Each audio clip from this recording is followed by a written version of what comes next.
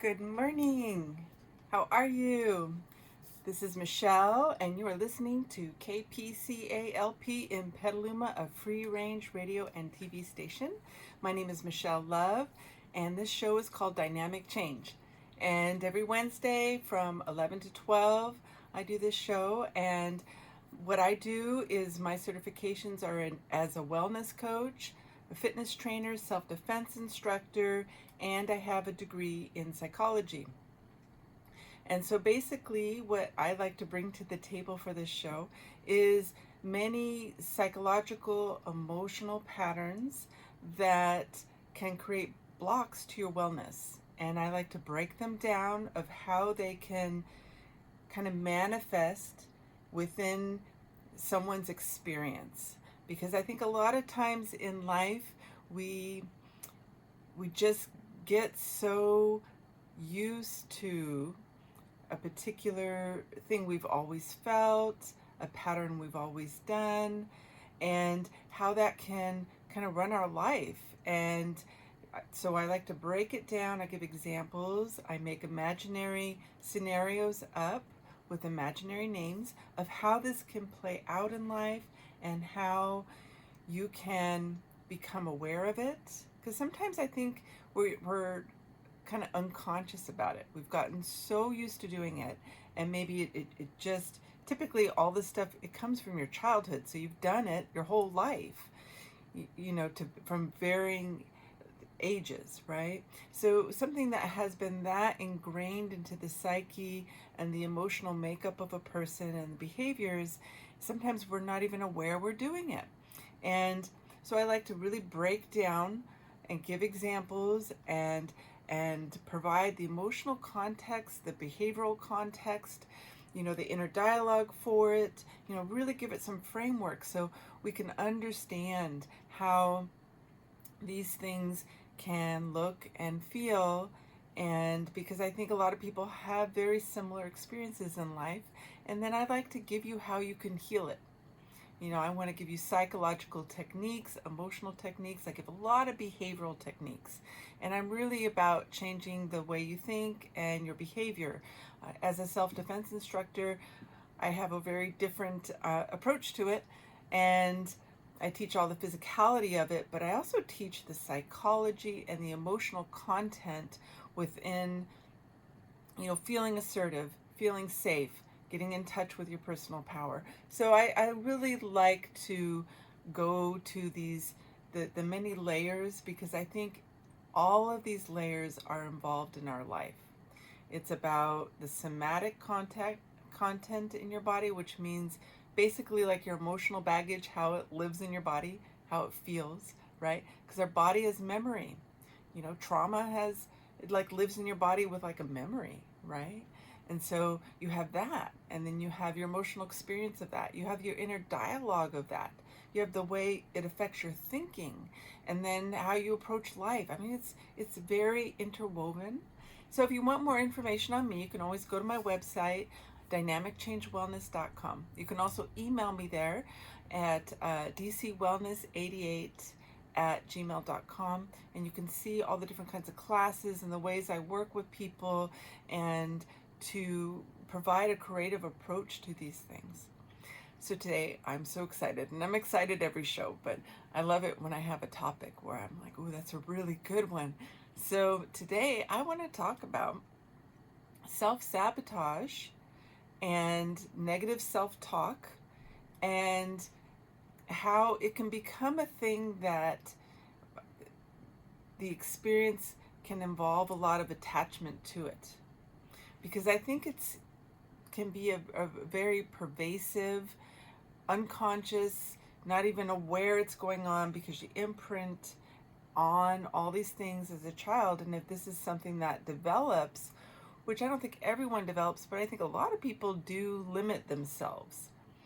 And there's a degree of self-sabotage, so I would like to break that down. And so I'm going to give you a story, like I often do. These are imaginary stories with imaginary names. And so my example today, the name I'm going to use is Diana. And Diana grew up in a family where she was put down a lot as a child. So basically, the parents were verbally abusive, and just anytime Diana did something that they saw as a mistake that could have been prevented easily, they tended to, put her down, or say she wasn't intelligent, or, it was harmful with the way they would address, who she was as a person, her identity. So Diana really grew up feeling like she couldn't be very successful, didn't feel super intelligent. Her self-esteem was really affected by being put down and verbally abused. So basically, Diana grows up, and she grows up with this imprinting of how she views and feels about herself. So her image, her self-image, the way she sees herself, is that she doesn't feel very good about herself. She cannot accurately see herself. And so that's something else I want to talk to, is whenever there are patterns of abuse that the child grows up with, none of that's true. So whatever, unfortunately, the child, the information they are receiving from this environment, abuse isn't accurate. So when someone's putting you down, it's not true. Like, there's no truth or validity to it. What it speaks to is their own issues. It speaks to their own, maybe self-hatred. It speaks to their own feelings of inadequacy or feeling bad about themselves. So this environment, speaks to their own fear, their own anger. It's all their stuff, and they project it onto the environment because they have not worked on it. Okay? So it doesn't mean it's true about the child. So none of this means that what is projected on Diana had truth or validity. She was this fantastic, wonderful person, like everyone is, right? With all this inner beauty and intelligence and kindness and this beautiful heart. But this is what happens when people don't work on their stuff. That's why I'm a huge supporter of, I think everyone, in my opinion, should strive to just work on themselves. Everyone's imperfect. Everyone has stuff to work on, and that's what life is about. So there's, not to judge yourself, but to look at, what can I work on to be happier, so I have more positivity and love and compassion and personal intelligence and emotional intelligence to share, to really be all you can as a person, to contribute to a beautiful life, which contributes to a beautiful society, right? So there's no judgment here, but this is my example. So Diana grows up with this, but she buys into it because you can't help it. That's the thing, where we have to undo these experiences that we imprint on, is because you can't help but, believe it. And I think also what I want to talk about is form attachment to it. So Diana grows up with this pattern. So her connection with her family. So even if it's an abusive environment, the child's, their beautiful heart is going to want to have love. The child is going to want to have emotional connection with the parents. I think it's rare that the child's in fact, I think it's almost impossible, but I think even when there's high level of abuse, ultimately the child wants to find a way to understand outside of that context. They still believe, because it's, really what the child deserves, that they should be loved and supported by these parents, right? Or the environment, or whatever's going on in the environment. So they're going to find a way to try to rationalize or understand or give it a context that makes it a little more okay, and because they deserve that. And I think innately we know that love is the meaning, right, of life, or is this quality in life to strive for. And so innately, I think we come in with that desire to bond, that desire to create that connection, and it can be kind of broken down and get this dysfunctional framework from an environment that had some dysfunction or a lot of dysfunction. Okay? So Diana, my imaginary person, grows up with this desire to have connected with the family, to find some sort of bond, some sort of love, something that helps them build this identity within themselves, and their ego and their whole reference point for who they are, with some level of at least connection. So if there's not a lot of positive things, I think, for that kid to latch on to help develop their self-esteem, to help develop their sense of self and their personality, all these things are really huge. Because if you don't know who you are, where do you even start in life?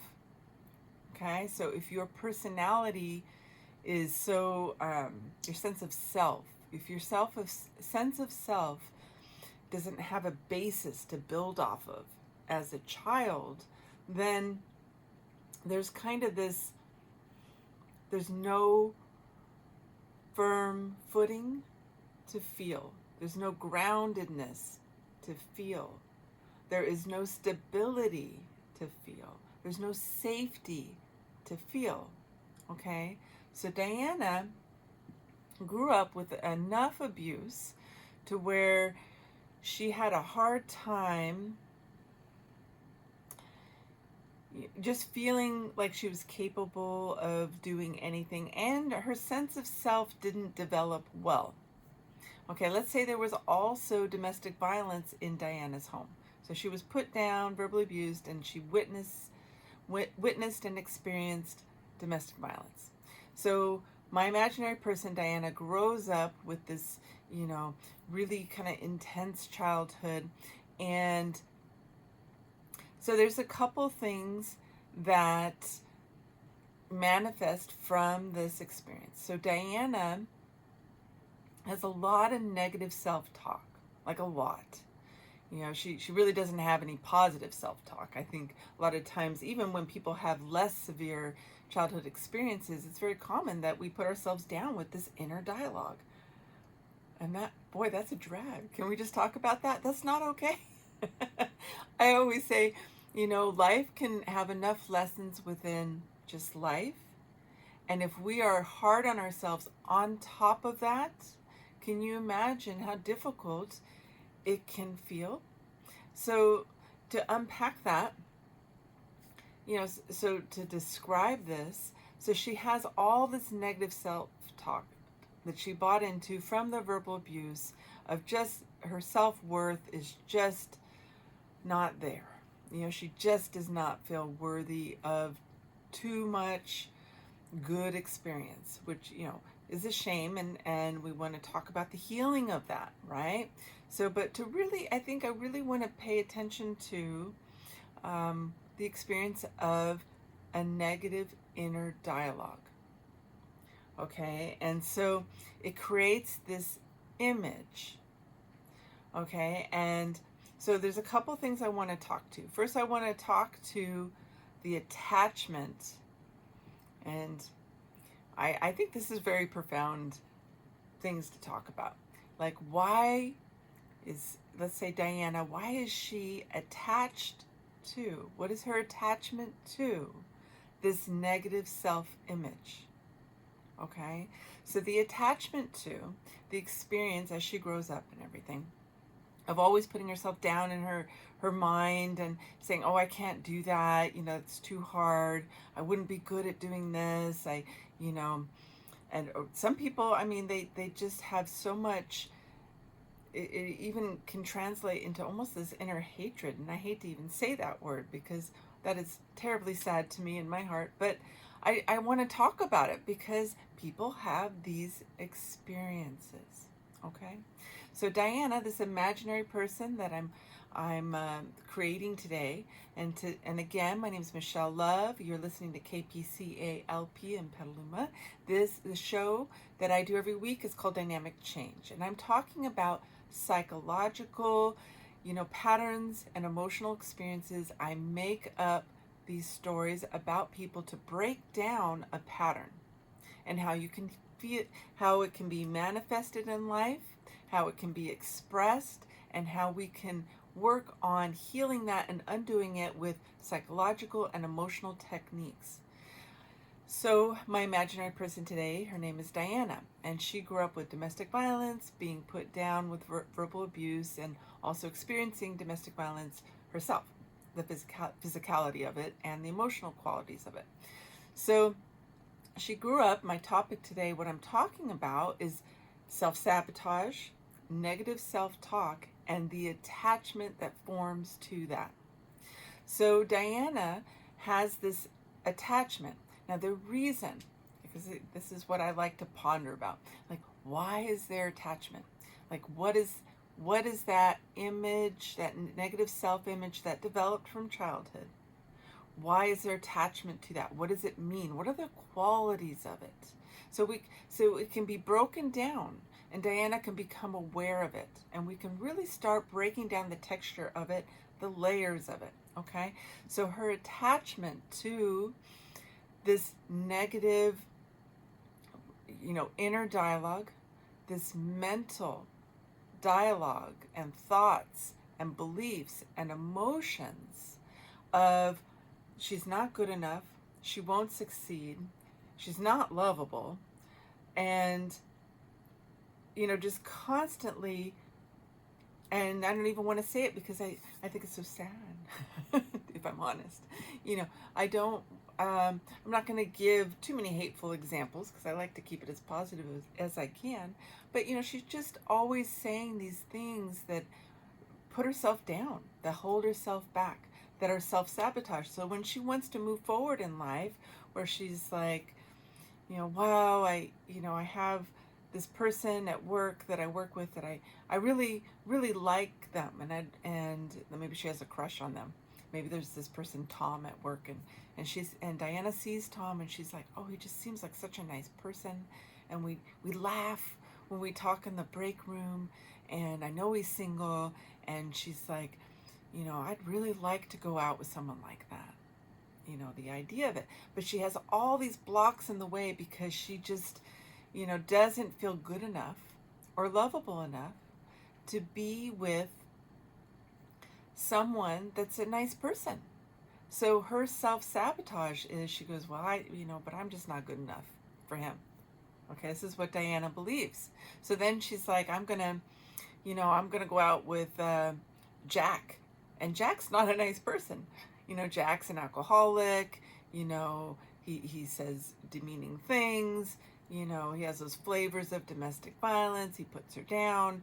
He wants to be catered to, and and her feelings don't matter. So so the tragic, thing develops where she, feels worthy of this person, Jack, that has all those negative qualities that she experienced as a child.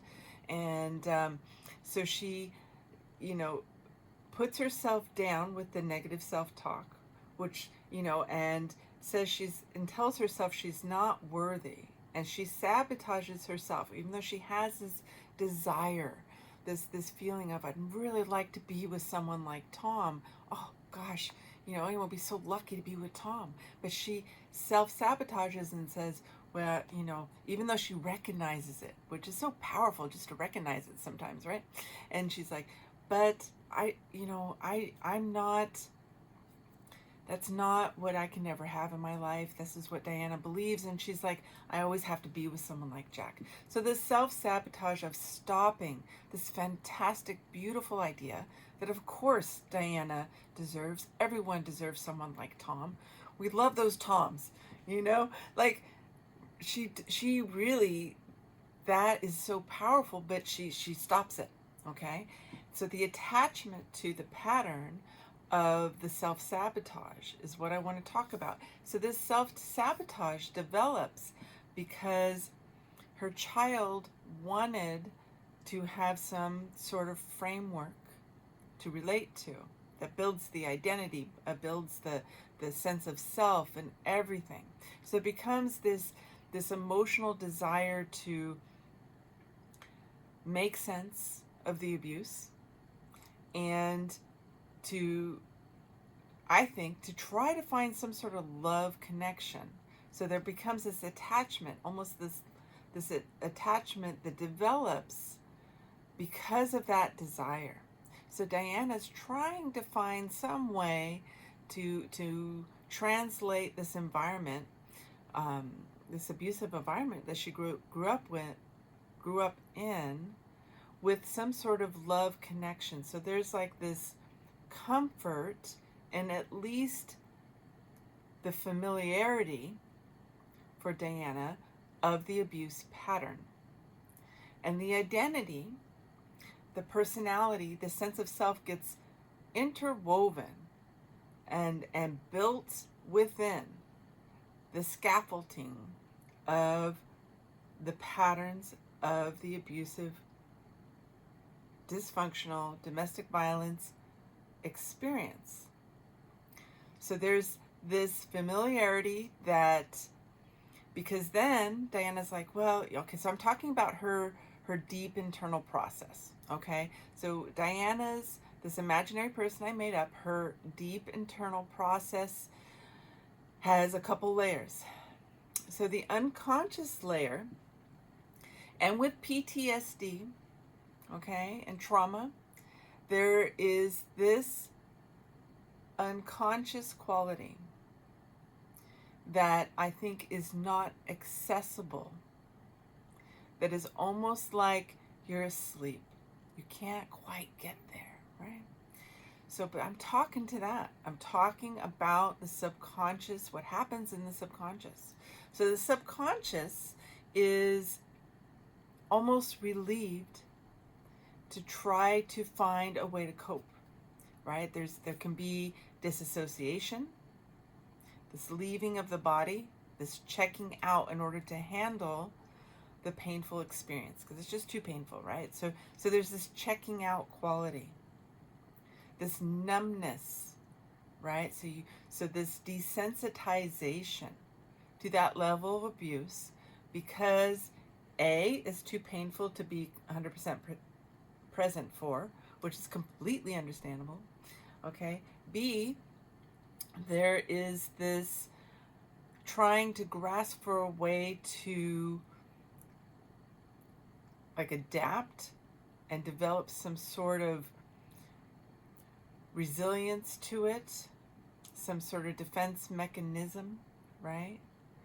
So the defense mechanisms, the behaviors, the ways of emotionally and behaviorally avoiding or coping with that kind of experience that doesn't feel good, can be, okay, if Diana could think, well, if I can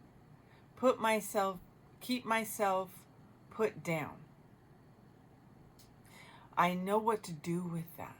If I continue with those belief patterns, if I stay imprinted on them, I can avoid getting hurt because I'm not expecting too much.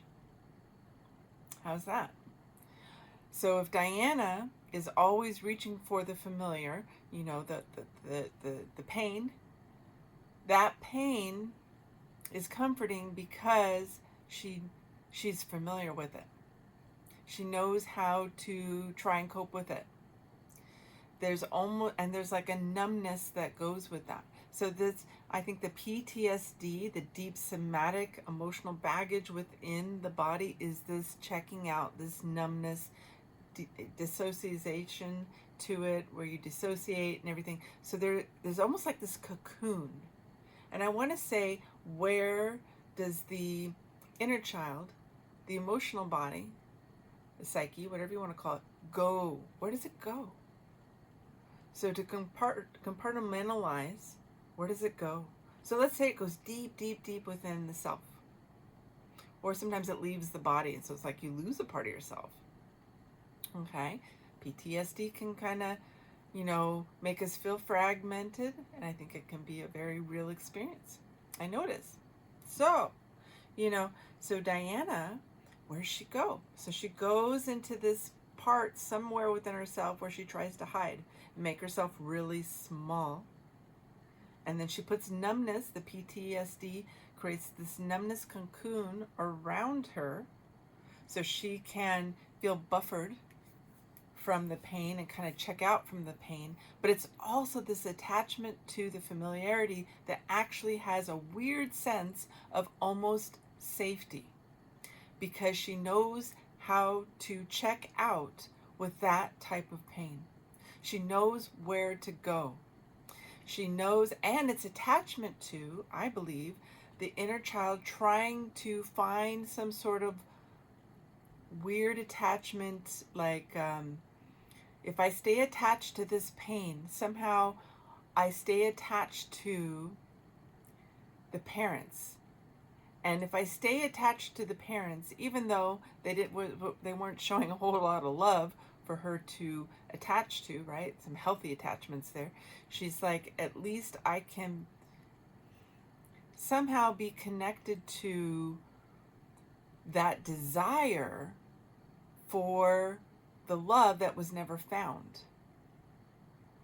It's like if Diana has this internal dialogue, if I let go of that attachment, the abuse pattern attachment that is associated with the parents, if she lets go of that, she loses even the tenuous connection she had with the parents.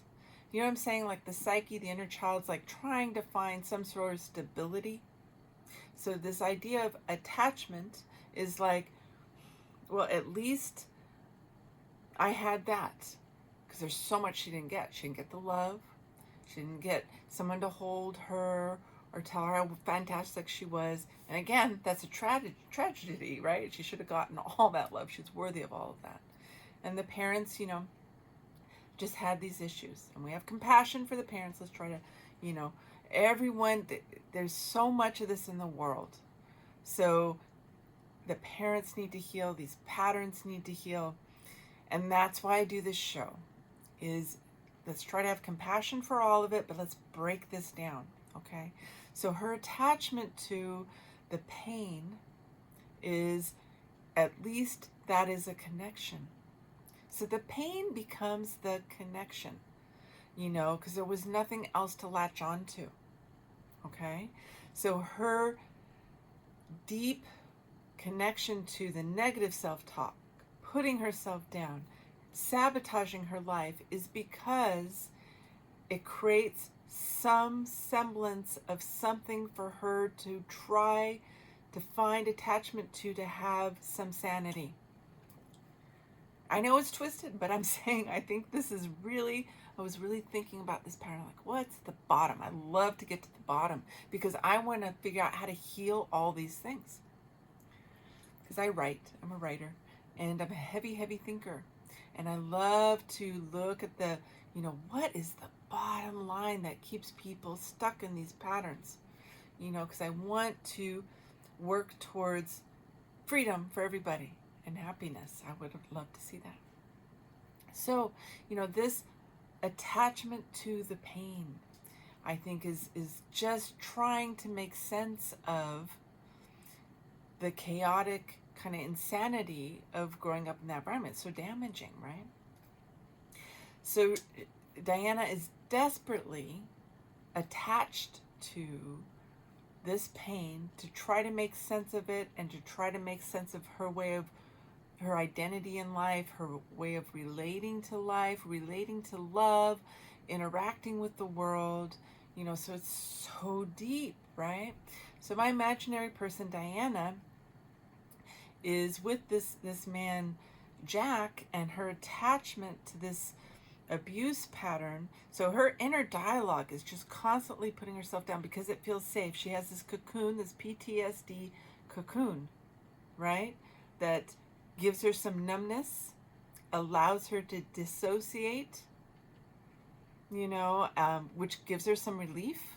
The dissociation, let's see if I can say it, dissociation, right? So it gives her some relief. And so, and it's familiar, so it's not as scary because she's developed, at least she's like thinking, at least I understand this. So there is some at least comfort in she won't be surprised anymore. Because when she was a child, it was crazy making, okay? There was always, the unexpected, pain of what she grew up with. So it's like this learning of pain, right, that the child unfortunately went through. What Diana went through was this learning, this education around that pattern that was very painful. And she didn't want to experience that pain over and over and over with new information. How deep is this, right? I think this is very deep. These are the things I love to break down. This is like a puzzle to me. Let's break it down. Let's find a way to move past it, right? So Diana is like, because she doesn't want to keep experiencing pain, new pain, she attaches to, I'm going to try to stick with the same pain. Because there's some relief in that, at least I understand. And there's this idea, I think the psyche believes that it can control it. And that's a really interesting thing. I think the familiarity develops a belief within Diana that she can also control it if she keeps it within that frame of reference. How powerful is that? Wow, right? Okay. So Diana is thinking, okay, there's some part of her subconscious deep within, that feels safe with that level of abuse. Even though there's no real safety ever felt her whole life. I'm just saying she has a reference point and she can find that place to hide within herself by she's used to a certain amount of pressure. Now I want to talk about the pressure because I find this really interesting, but I think PTSD has a layer of numbness and almost pressure.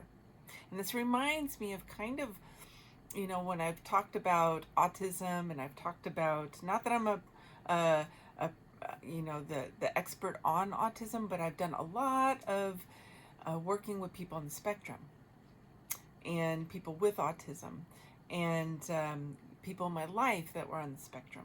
And so I think their emotional texture, this pressure, right? And so I also want to talk to, if someone's on the spectrum, which I think a lot of the kids being born these days, there's a lot more of them that are on the spectrum, and they're realizing that people have such different processing experiences. When they experience abuse like this, let's say Diana is on the spectrum, there is this, they feel things more intensely. So that's another thing to think about. So Diana, because, with people on the spectrum, they can have a much higher level of focus. And so, and they're, in my opinion, often extremely intelligent. So they have these abilities to process, think a lot of things, but they get overwhelmed with the emotional context, the pressure of the emotional buildup, because they feel so much. They're so sensitive, they feel so much. So if Diana's on the spectrum, she grew up with this really intense abuse, her mind, because of these kind of autistic qualities, of being on this spectrum, she hyper-focused on the negative talk. Oh, poor Diana, right? I have great compassion for these people I make up because I have seen this in the world. I worked in mental health for 7 years with kids, and I've always worked with people that were healing. I've worked in the wellness field for over 30 years. I've done so much like coaching and talking to people and working with the layers. And so I've seen these kind of things manifest in people. That's why I speak to them. They are there. So I really feel for Diana, because someone with those, autistic spectrum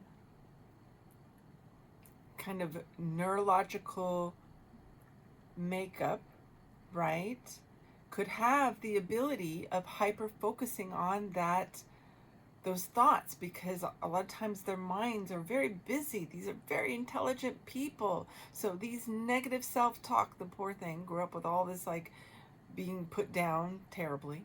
She obsesses on that. Oh. So she's obsessing on this negative talk. So Diana's obsessing and feeling and there's this pressure with the PTSD, the pressure of autistic kind of experience, the emotional, because they can often feel the emotions so deeply, not only their own, but everyone else's in the room.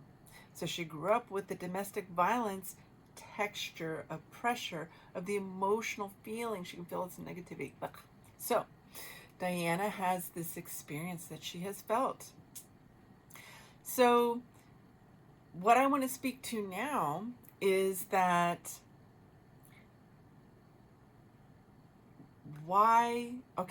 so in order for her to reach towards something healthy, reach towards someone like Tom, the blocks that get created of going outside, the self-sabotage and the negative self-talk, and building the whole personality and the self-identity around this negative things, is the lack of safety that is felt with the unknown. Because again, she doesn't want to feel new pain, right? So she's afraid of feeling new pain. So the pain, the disappointment that could come with her reaching towards Tom and telling Tom, like dumping Jack, that would be great. I wish that for Diana. Dumping Jack, reaching towards Tom, right? But reaching towards Tom would be this thing where she could get hurt so deeply because she would reach out to something that she doesn't feel worthy for, reach out towards something good that could be so much more painful to lose. So there's this attachment to the old pattern, right? So again, you are listening to KPCA LP in Petaluma. My name is Michelle Love, and my show is called Dynamic Change, and I talk about deep topics. And today, I have given you an example of an imaginary person named Diana that I'm talking about attachment, how the attachment forms to self-sabotage and negative self-talk. And so what the block for her reaching towards these new positive things that she wants, she's able to acknowledge how nice that would be to be with someone like Tom, someone healthy, someone kind, someone that's like a friend, that is actually a friend material, which I think is the basis for a romantic relationship, is so foreign to her because of her thinking, because of her belief, her internal scaffolding that was built from the childhood abuse. So, okay. So I'm going to give some techniques of how Diana could start, I always say get as much support as you can. Get some therapy, start, maybe Diana likes to write. Start working with an art therapist. Start doing something to give some expression for the PTSD, for the pain. Cognitive therapy is really profound. There's so many techniques that are coming up, that the rapid eye movement, that they do in therapy now, and like reaching out to some techniques that are going to give her a lot of support, because PTSD is no joke and it's a lot to process. And so, but you can. That's the thing. Diana can do this. There is such, I think people have so much more strength than they know, but I think sometimes they just don't know how to access it, right? So Diana, decides she's really tired of dealing with Jack. He's so abusive, so mean, and she's starting to feel scared of the pattern. Okay? And sometimes life just has to get scary. I hate to say that, but when there are really intense patterns going on, I think it has to hit that rock bottom. That's like with substance abuse patterns, it's rock bottom.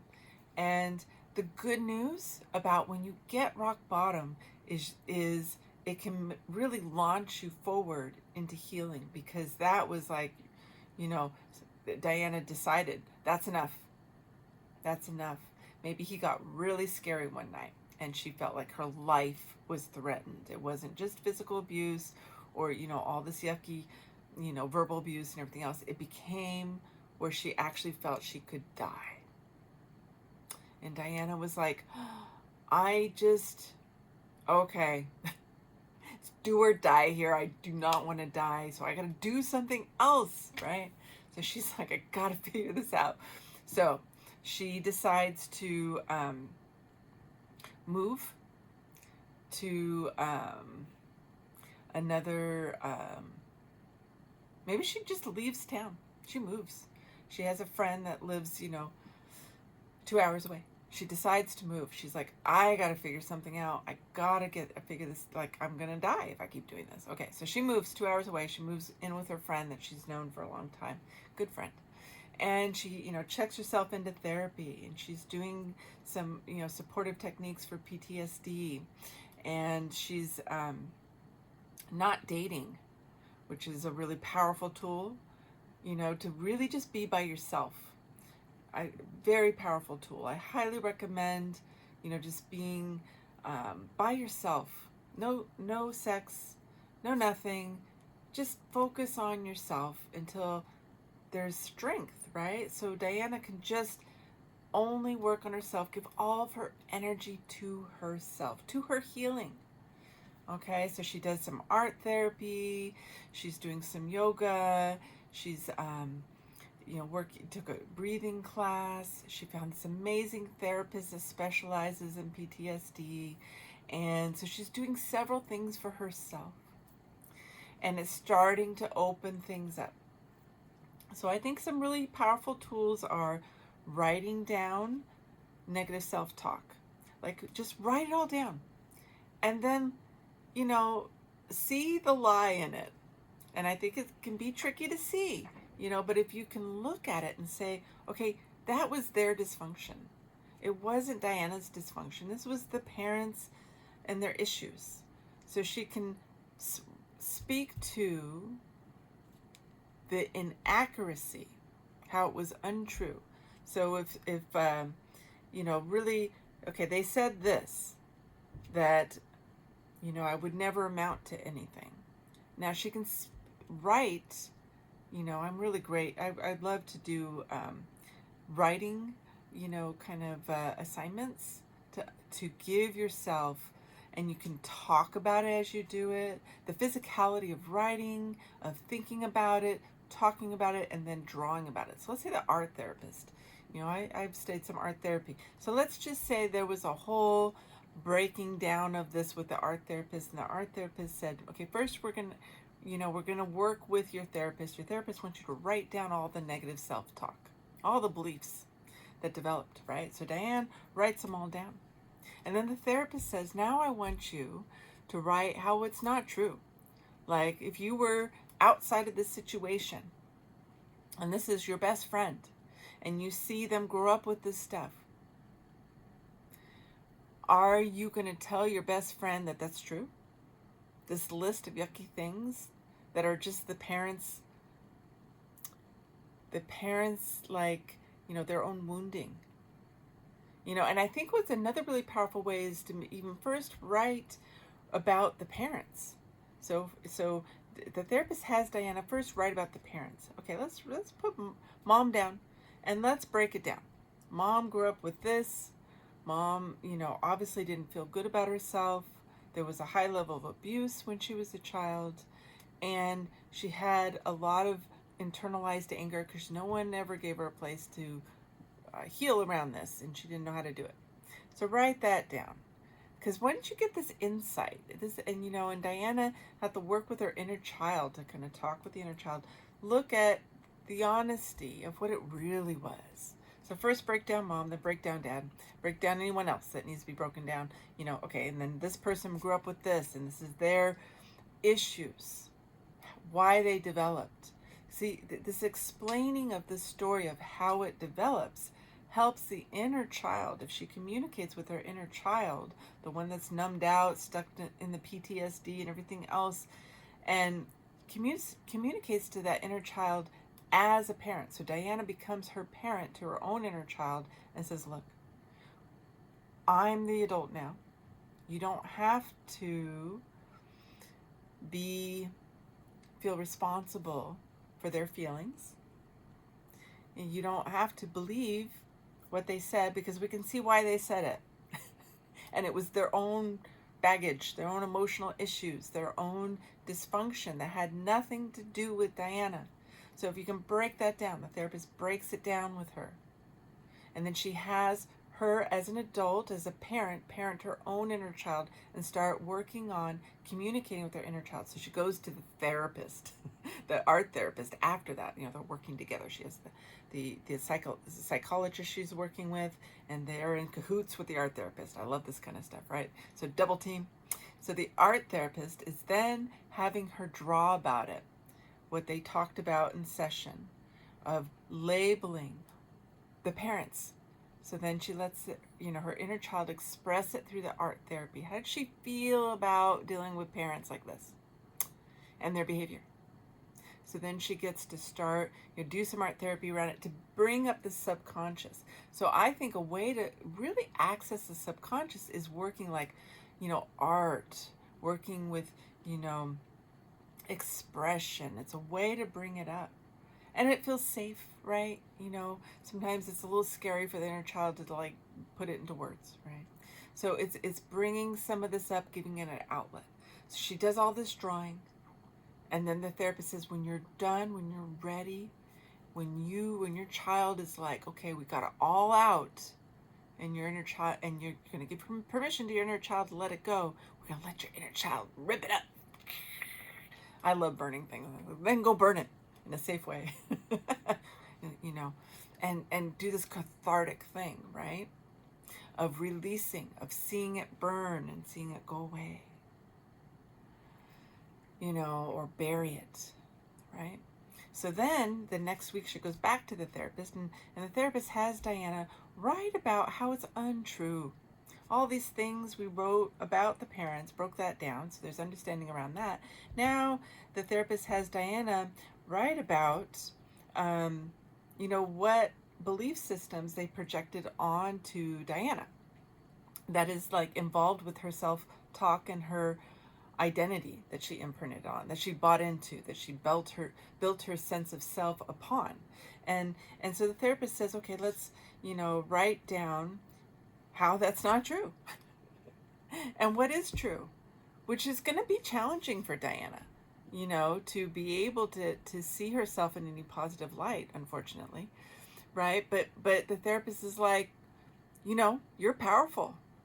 You are a powerful person. I know you can do it. I want you to dig deep, and I want you to be tough, like if you were being there for your friend, because Diana has some inner strength in there, but it just needs to be brought up to the surface. I think everyone has inner strength, but sometimes we really got to dig for it, right? We got to find it. We've been so beat up. Life was a challenge. but it's in there. Everyone's so capable. I think it's so amazing. So, Diana and also the therapist said, and I want you to go do martial arts. I always support martial arts. I think it is such a helpful tool to transmute rage and get it up, right? So she just started doing some martial arts, or she did a kickboxing class or something where she got to be angry, like get out anger in a positive way. Just release that, right? Let it up. So, and it makes her cry after every class, but she feels so good. There's this release of this pressure, right? Because remember, there's all this numbness, this locked away little place that her inner child has gone, right? So to access and dig that up, get that inner child out of all that funk, dig up all the dirt and the grime and the yuck, you gotta like get in there, right? So she's doing martial arts, she's crying, she's doing the art therapy. So she writes about how it wasn't true what they said. And then her assignment is, what is true? And so before I finish today, this is such a big topic and I was so excited to talk about it. I want to try to always get to the healing of it. So there is something that I recommend with people that have, I think almost everyone has some level of negative self-talk. When you have a negative self-talk, so you could do this process. That's why I break down some ways to work with this, right? This example of Diana, this person I made up. So if you have a negative thought come up, try to be aware enough to stop it. Try to stop it and think of the antithesis of it and make the opposite thought so big. You just focus, hyper-focus on that thought you want to think on. That's going to be positive for you. That's going to support being loving towards yourself until that other one goes away. And it works. This was my idea. I love this idea. But it actually works. It's fantastic. So as you're driving, just deep breathe. Or as you're walking, deep breathe. And you notice a thought comes in. Boom. And you're like, no. I'm not going to entertain that any longer. I want to feel happy. Right? So think of something opposite. So when something comes up like, you always screw, let's say the thought that Diana always gets, you always screw up all the time. You can't do anything right. Ooh, her inner child, poor thing. That's what they imprinted on. So when that comes up, she changes it. She says, you know what? I have so many good ideas that I always eventually come up with these fantastic solutions. And then she just starts thinking, oh, there's so many solutions. And there's so much solutions. And she thinks about, I had that one solution that one time. And, and then this happened and that happened and it just came around. Or I'm going to give you another example because it's an easy one for me to think of in this moment. But let's just, for the example, if someone was worried that, something bad was going to happen in life, that they were like, I don't feel strong in my body. And Diana's like, I could easily, break my ankle. I just don't feel strong. And, so that's her negative thought. So she could replace that with, but I'm doing martial arts and I feel so strong in that class. Every time I leave class, I feel stronger within myself. Every day, my body is getting stronger and more fit. And make that the focus. Like she goes on a whole journey with that new focus and just obsess on it. So turning that hypervigilant thought to the new positive thought. Just obsess on it. So that's how you can release it. So I want to give Diana a happy ending because I'm so happy for her. I want her to heal. So Diana learned how to, with maybe cognitive therapy, right, and all these supportive structures, to really focus on positive thinking and to do inner child work so her inner child was starting to feel safe. Was working with a therapist on, releasing and acknowledging the layers of the PTSD. And so what she decided to do was she contacted Tom from 2 hours away. And she said, you know what? I always really appreciated how nice you were. Would you like to go get coffee? I'll meet you halfway. Because Jack doesn't know where she is. She abandoned him, and he doesn't get the privilege of knowing where she's at. Good for Diana, right? And she ends up going out with Tom. I'm so happy for her. But, it's like working with these layers, working with the attachments, and doing work around the attachments. And then doing actual behavioral and emotional techniques to support a new focus. Writing it down, having the determination to constantly redirect yourself. And also take very safe steps when you reach towards new things, because it will be terrifying. Those new steps for Diana will be, no joke, scary. So, she will need to develop a very slow approach to new experiences that are healthy, because they will be very scary. And they will feel like this free fall. Oh my God, now I feel vulnerable. Now I feel exposed. Now what I do, those good experiences will be terrifying. But if you work with it and just say, I am safe. If she works with her child, you're safe. We have all the support, and we're going to talk to the therapist to make baby steps in reaching towards those new healthy, steps. Like, she's not going to get involved romantically with Tom. She wants to get to know him for a very long time. And maybe she just wants to be friends for a very long time, to develop the safety so she can get acclimated to new experiences without that terrifying response where she wants to sabotage it. So again, you've been listening to Dynamic Change. My name is Michelle Love. You're listening to KPCA. I was talking today about attachment to sabotage and negative self-talk and how that can develop from the childhood. And my show is every Wednesday at 11 o'clock. And I'm going to share some things here that we have at KPCA in LP in Petaluma. And one of our shows is the Vintage Audio Hour on Tuesdays from 3 to 4 p.m., hosted by Rich Kroll.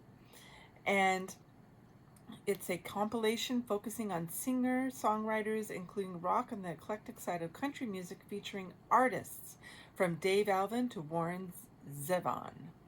We will also play from the catalogs of lesser-known current artists. So that sounds like a fantastic show. And I also would like to speak to being a mentor in the community. Here's an announcement about petalumapeople.org. petalumapeople.org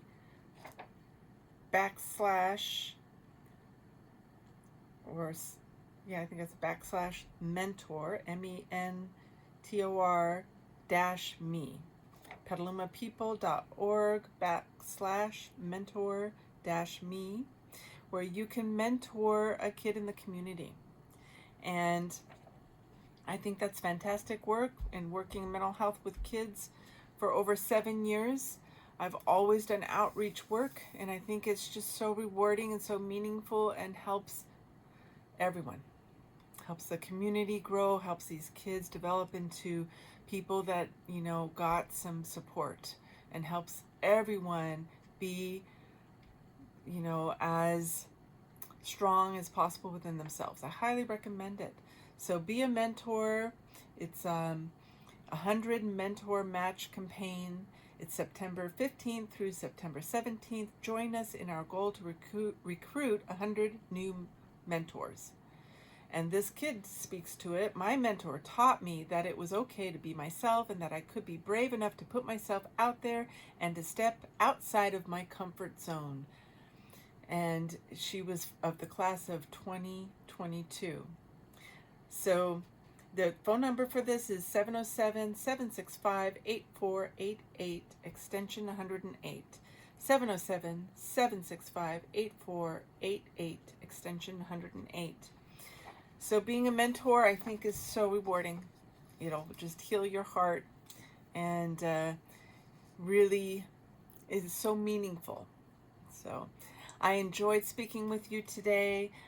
So you can always go to my website, dynamicchange.wellness.com, and see all the services I provide for the community. And I also have a YouTube channel, Michelle Love with Dynamic Change and Wellness. I upload all the shows I do every week. There's like 44 of them. You can go to the YouTube station and watch them all, but it's showing you how to understand some experiences you might have had in your life, some patterns that maybe you want to change. I give techniques on how to get to the other side of it, how to really understand it, and how to move forward. And I hope you enjoy your day, and thank you so much for tuning in. Thank you so much. See you next time.